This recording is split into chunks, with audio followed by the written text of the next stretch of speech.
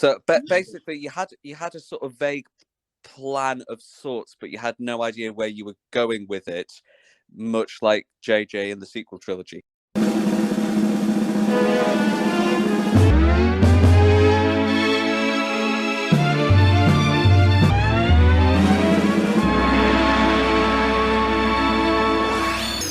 Hello everyone and welcome to We Watch Bad Films, the podcast where we watch bad films so you don't have to. With me this week is Jay. Hello. And we're really pleased this week to be joined by Dan. Hello, Dan. Hello. Or hello Dan. there, I should say. Oh, he's jumped in early. He's jumped in early. Hold your horses there. You may remember Dan from a previous episode where we talked about Blues Brothers 2000. A very enjoyable episode. Go back and listen to that one if you haven't. But if you haven't guessed from Dan's little hello there, we have all finished watching the Disney Limited series, as we're supposed to call them now, Obi-Wan Kenobi. All 6 episodes of it.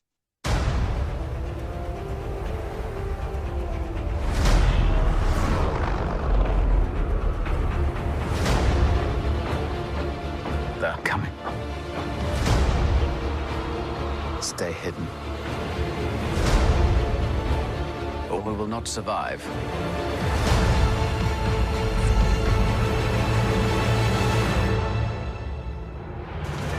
Leave us alone. When the time comes, he must be trained.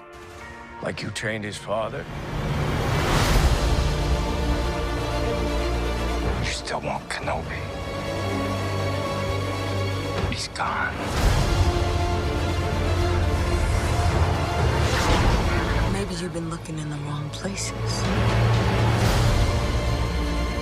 I want every lowlife and bounty hunter to squeeze him.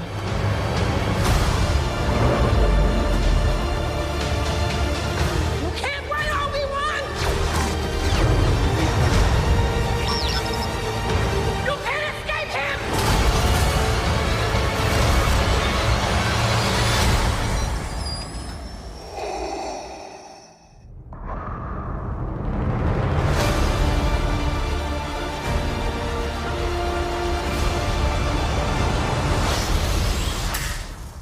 Does anybody want to kick us off with, first of all, what were the expectations of Kenobi? What did we think was going to be covered? What did we think it was going to be like? Dan, what did you think? It was not a Star Wars that I was particularly hyped for because I wasn't quite sure where it could go. Because we know where he left off in episode 3, especially if we listen to your review of Revenge of the Sith. Absolutely, well done. Good name dropping. Okay. And we know where he picked up in Star Wars. And it didn't seem like there was a lot of wiggle room to do anything with the character without wrecking either one of those. So I wasn't especially excited for it. But I think in the end, I ended up quite enjoying it, but not loving it.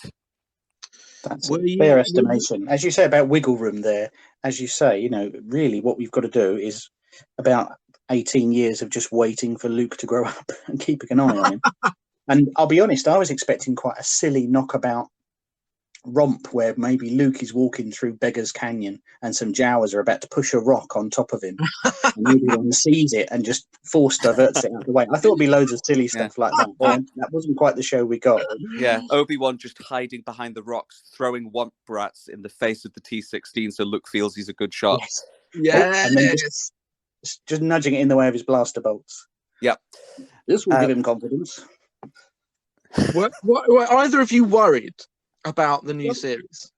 Well, of course, I was worried, because we've got the Book of Boba Fett, which was a mild disappointment, I think. Not quite as exciting or as interesting as we thought it could be. I think that's fair. Dan, did you think the same? The list of things that it was less interesting than is a long list. I found it quite boring. I have heard of a fan-made edit of the Book of Boba Fett that puts all of the flashback stuff together chronologically and then does the present-day story, which is said to improve the quality of the series quite a lot. I Well, think that's I'm interested in watching that. I'm going to link to that in the description. the lengthy flashbacks in every episode really dragged the pace down, and I think that affected my enjoyment of it. Whereas if they'd just done 2 episodes of flashbacks and then kicked off the story, I would probably have liked it a lot more than I did. Can I ask a question? Was there a flashback within a flashback? Did we flash back to him sort of just coming out of the Sarlacc pit and in the Bacta tank? And then whilst he's in this flashback in the Bacta tank, does he also flash back to before the Sarlacc pit? Or am I just completely... He does. There are little flashes of baby Boba Fett watching Daddy Fett fly off in his ship. That's what I thought. Yeah, that's what I thought. Layers of flashbacks. It's never a good look. Yeah. No, Princess Leia wasn't in this one. No. Although she was in Obi-Wan Kenobi, which I was not expecting at all. Thank you for getting us back on track. Brilliant. Yeah. No, I wasn't expecting it either. So what did we think of Leia being in it? I thought it was a really nice surprise. I thought it was a really nice surprise, especially in that first episode, where it seemed like it was very much going to be Obi-Wan watching over Luke. And then, as Yoda said, there is another. Could have gone very Mandalorian, but with Obi-Wan. But it didn't do that either. So I think they got away with it. Yeah. And I think Obi-Wan kept his character. Yeah, you're totally right. It could have been like a double act. It could have been Leia and Obi-Wan. It's the new episode of the Leia and Obi-Wan show. But it actually wasn't like that. And I'm glad that they managed to keep Obi-Wan's character and Leia's character. And I'm glad that they've shifted the focus from Luke to Leia, which is really what they should have done in the original trilogy. George Lucas. So I think they did well there, and it sort of balances out the two twins, their stories. Yeah, and I think it actually did a lot to not flesh out Leia's character, but emphasize some of her traits that you see throughout all of the films, even going up to The Rise of Skywalker. Her interpretation of the Force isn't lightsaber battles or things like that.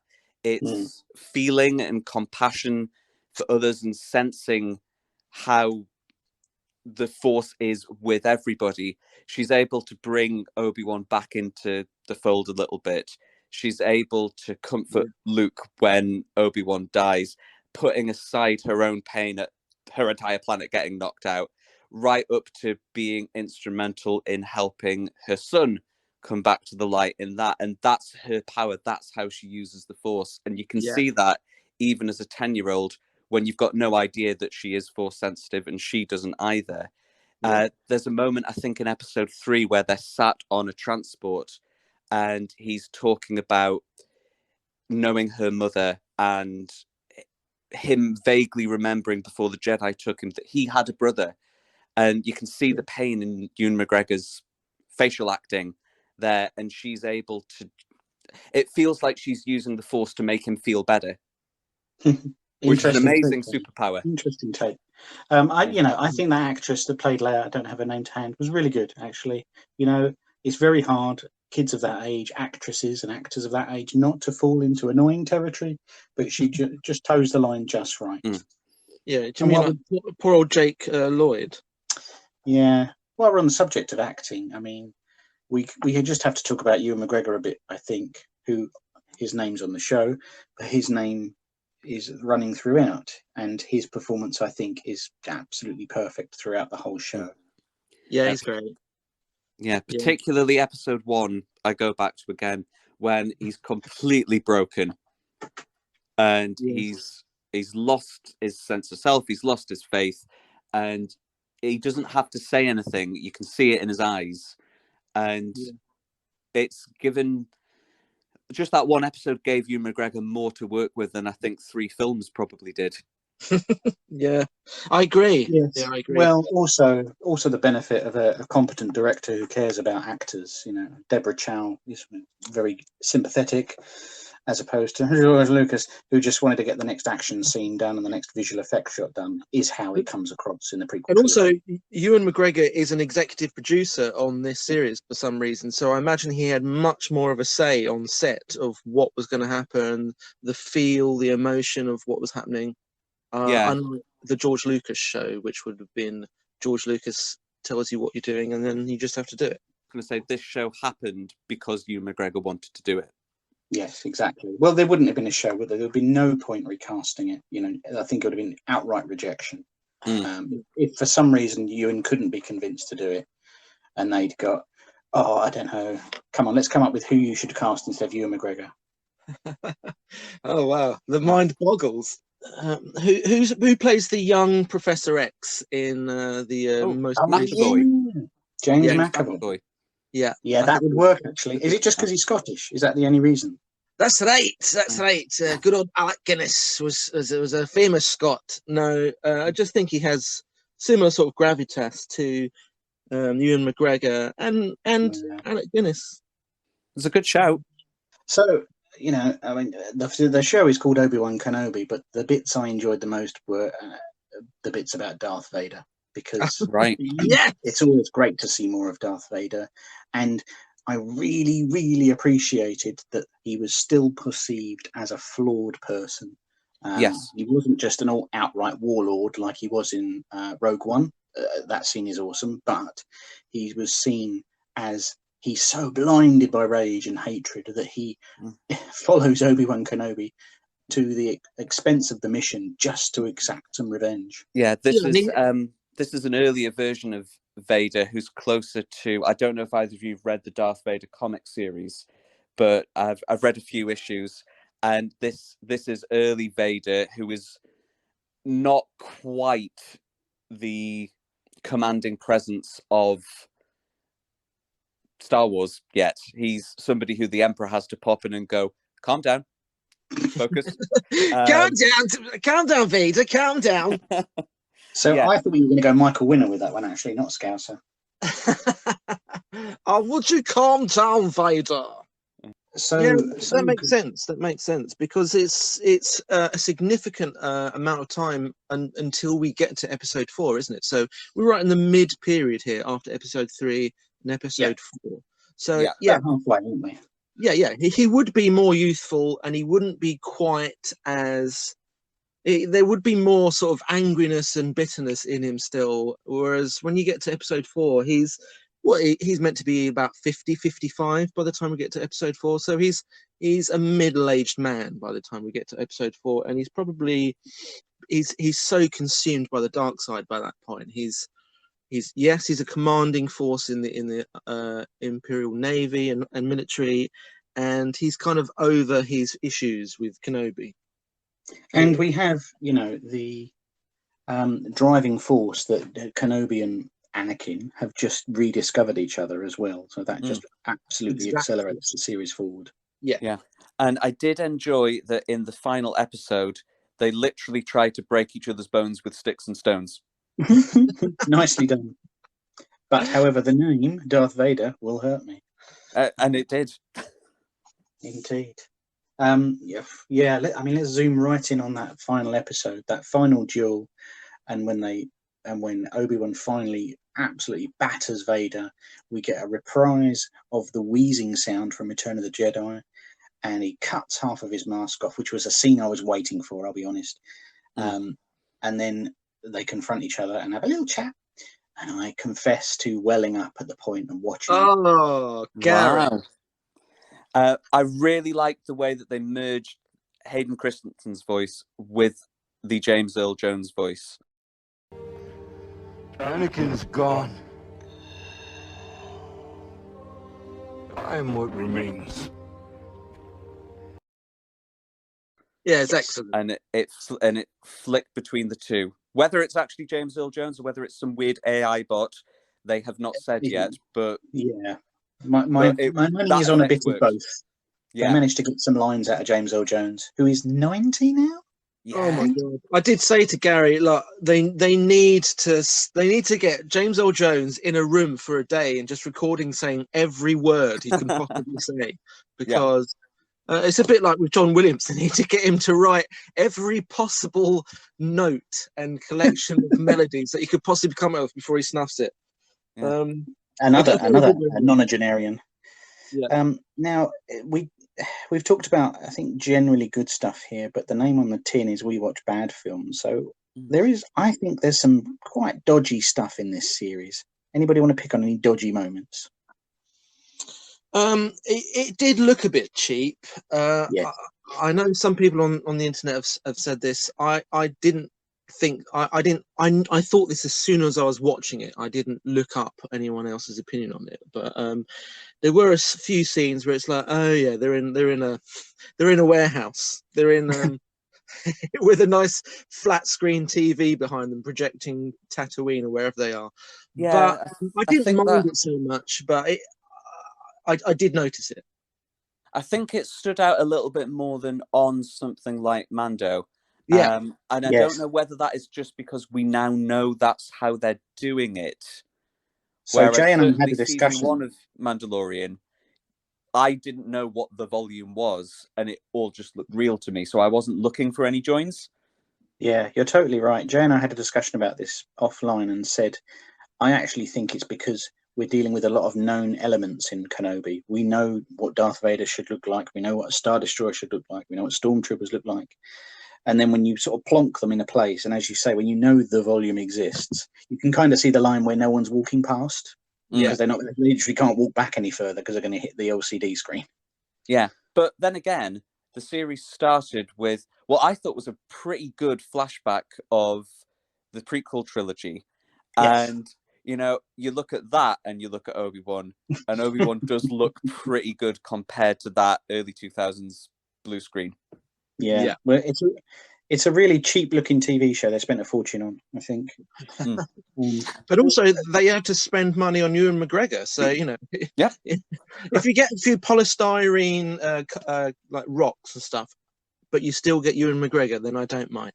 Yes, fair enough.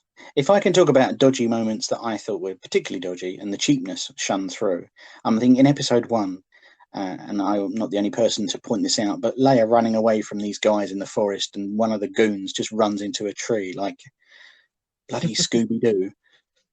Well, you see, I've got a theory about this. Right. Here he comes in. Okay, so that guy, so embarrassed by that happening, he left gooning behind. The Inquisitors didn't get him, and he settled down, met somebody nice, had a child, and sent them off to the Imperial Academy to become the best stormtrooper there had ever been. Around 10 years later, this young stormtrooper from a species that ages more quickly than humans do got a job on the Death Star and bonked his head on the door in Star Wars. They're related. Don't we already know why stormtroopers bump their head? There's something in, is it Revenge of the Sith, where the original clone trooper bumps his head, and that's why it's been genetically passed down. Yeah, you're talking about Jango Fett when he gets onto Slave One and that's it. Yes. Flying off, he bumps his head. Yeah, it's Attack of the Clones. Yes, he bumps his head. So genetically, obviously, stormtroopers bump their head, which is the stupidest thing I've ever heard. Yeah. Oh well, that ruins my theory then. But we enjoyed hearing it very much. The other stupid Scooby-Doo bit was hiding Leia under a coat, like it's bloody BoJack Horseman character. Yeah, and also the fact that Obi-Wan seemed to not know her age, or he made a big deal of it. You're 10 years old, as if he didn't know. You were there at her birth, Obi-Wan. You should probably know how old she is. They also kept calling him old man. And he doesn't look that old yet. He's not an old man. He's only a few years older than me or something. He's not old. Yeah. But actually, Alec Guinness looked old, but he wasn't as old as he seems in the original. I think early 60s. Yeah, something like that. He was just one of those people that just looked old. Yeah, I think the dodgy bits for me were the things where it didn't matter so much at the time, but if I went back and thought about them for any length of time, it would make me go, hang on. Like, you mentioned episode 4 and the escape with Leia under the coat. Bit silly, but whatever. And then they plant a tracker.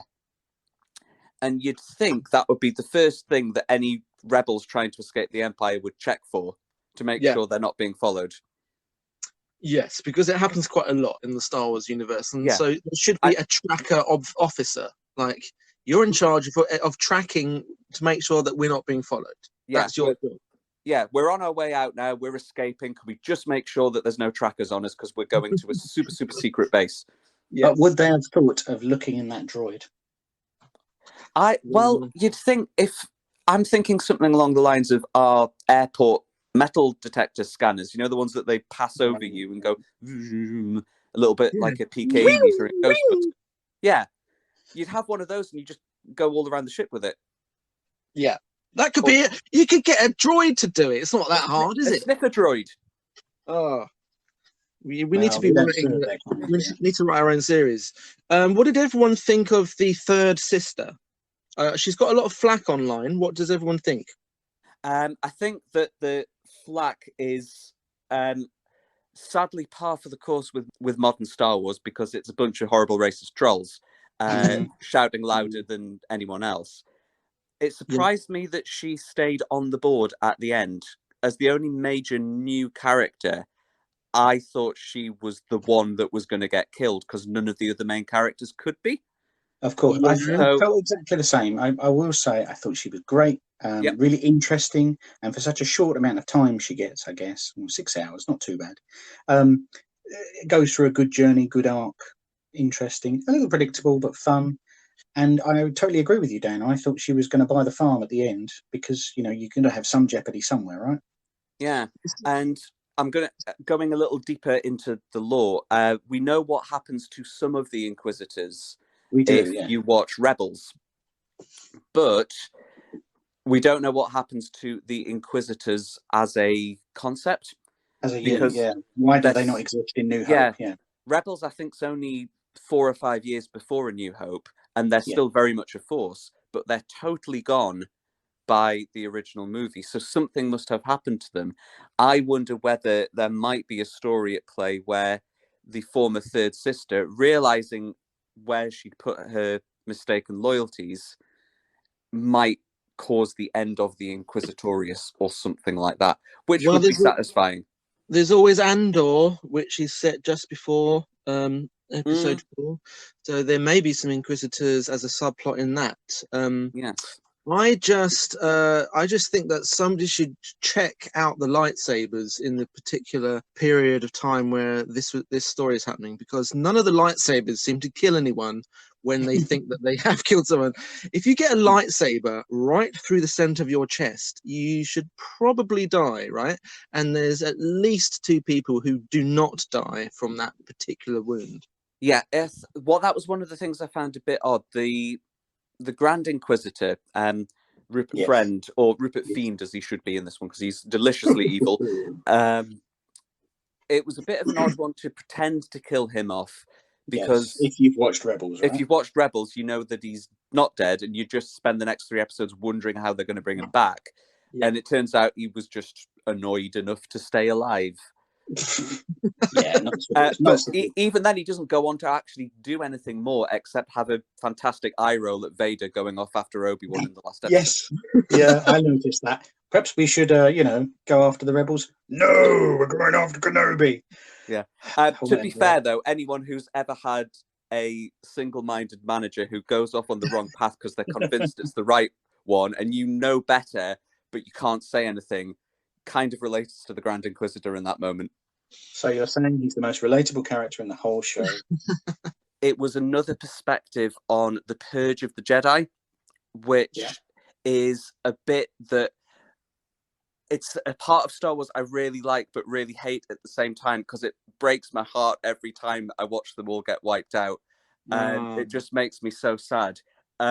Because I like the Jedi and I know they'd lost their way, but this ancient order of thousands of years just being exterminated, it breaks my heart. It's like a lightsaber to the gut. But the moment in episode 3 of this series where Obi-Wan sees the message on the wall and he says, "Quinlan made it," and Tala references Master Voss, I admit I did a little excited squeal of joy at the fact that Quinlan Vos from the Clone Wars has survived Order 66. It just made me so happy that this background Jedi from like one episode of the Clone Wars plus a spin-off novel is still alive 10 years later. And then they broke me again the next episode with that tomb in the fortress. Yes. And I looked up some of the suspected Jedi that were in some of those tombs, and it's like, no, that background character from the Jedi Council, he's dead. They got him. No, that guy from the one episode of season 2 of Clone Wars, he's dead. No. Where's Yaddle? I want to know where Yaddle is. Yaddle dies between episodes 1 and 2. I think it's in a comic. Right, yeah, but they could always just wipe that out and bring her back. There must be another Yoda species apart from Grogu, who then in the Mandalorian meets Grogu. There must be another one knocking around. It's got to be, because someone got Grogu out of that temple. Yes. Someone has been hiding him all this time. And it is my hope that it's some more Jedi. But honestly, that tomb going, that's Terra Sanube. No. But Quinlan made it. Quinlan is alive. And that made me so happy, even though it's the tiniest moment that doesn't affect Obi-Wan the story. But just the idea of any Jedi having survived beyond the Purge is a nice thought. Well, I'm very pleased for you, Dan. I'm very pleased. I'm actually grossly disappointed that Darth Vader failed to kill yet more Jedi. It's supposed to be like 2 left in the galaxy. No, there's fucking hundreds, mate. You just missed them. Yeah, hiding under the sofa, stuck behind the cushions. Yeah, but I think what I really liked is the idea related to the Purge and all that stuff. I got distracted with my joy and my heartbreak there. Sorry. The idea in episode 1 that the Inquisitors use the Jedi's compassion against them. A Jedi can't help helping people, and that's how the Inquisitors get them. It's so horribly cruel and evil, and clearly so effective. But it's just a horrible thought, but a really clever thought to have as well. Yeah. You're totally right. So overall then, Jay, can I start with you? Overall, your thoughts on Kenobi, this series? I think it was good. I think it was it could have gone so utterly steamingly wrong, really, and it could have completely derailed everything, because really Obi-Wan is one of the most important characters, and this is bridging the gap between the prequels and the original trilogy, and is setting up so much. So if it had gone wrong, I think it would have been the last nail, quite frankly, in the Disney Star Wars franchise. But they got it right. It wasn't perfect, but really I'm nitpicking because it could have been so bad. I thought it was good, and I don't know if they're going to do another series. What they probably should do at some point is a Darth Vader series. I'm not sure, but that's what this is screaming now for a follow-up. We don't really need to see any more Kenobi unless it's the things I mentioned at the start, saving Luke from rocks being dropped on his head by Jawas. But there seems to be more to the Vader story, of his solace, of his determination, of his anger. I think there's some good stuff in there. Again, just limited. 4 to 6 episodes would be plenty. And you can cherry pick the moments throughout his life. That would be interesting. Yeah, rather than just making a cup of tea or something. Well, there is that, sketch by Eddie Izzard, regaling what it's like, getting lunch on the canteen of the Death Star. Dan, not talking about canteens in Death Stars, but the same question to you. Your overall thoughts on the series? I've got probably 3 tiers of Star Wars in my head. There's top tier, which is the originals, Rebels, Rogue One. There's the bottom tier, which is prequels, Rise of Skywalker, Book of Boba Fett. Obi-Wan sits nicely in the middle tier. And that's Dan's Star Wars wedding cake. That's my wedding cake. It's certainly not as bad as anything on the bottom tier, but it's not as good as anything on the top tier. I think it probably, if it had been one of those old expanded universe novels, it felt like an adaptation of one of those. In that it was a good story, but it didn't necessarily add anything you needed to know for the films. No, I think that's fair. Everyone's back where they needed to be at the end. They're basically in the same place they were at the start, but slightly different. Yeah. So it was fine. I enjoyed it. It was good, but it's not in the top tier for Star Wars for me.